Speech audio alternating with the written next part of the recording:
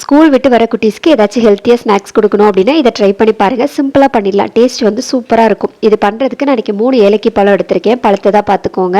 இதை வந்து ஒரு ஃபோர்க் வச்சு மசிச்சு எடுத்துக்கோங்க. மிக்சியில் போடணும்னு அவசியம் இல்லை. இது கூடவே ஒரு பிரெட் எடுத்திருக்கேன். அதையும் குட்டி குட்டி பீசஸாக உள்ளாடி போட்டுக்கோங்க. ஒரு முட்டை சேர்த்துக்கலாம். இனிப்புக்காக நான் இன்றைக்கி வந்து 2 ஸ்பூன் அளவுக்கு ஒயிட் சுகர் எடுத்திருக்கேன். சீனி வேணாம் அப்படின்னா நீங்கள் லாஸ்ட்டாக வந்து நம்ம ஹனி சேர்த்துக்கலாம். இப்போ இது இந்த மாதிரி நல்லா மிக்ஸ் பண்ணி எடுத்து வச்சிடலாம். அது ஓரமாக இருக்கட்டும். ஒரு பேன் சூடு பண்ணிவிட்டு கொஞ்சமாக நெய் சேர்த்துக்கோங்க. நெய் வந்து சூடானதுக்கப்புறமா நம்ம பேட்டர் ரெடி பண்ணி வச்சுருந்தோம் இல்லையா, அதை வந்து இந்த மாதிரி ஸ்பூன் வச்சு உள்ளாடி சேர்த்துக்கோங்க. நான் இன்றைக்கி வந்து குட்டி குட்டியாக தான் செஞ்சுருக்கேன்.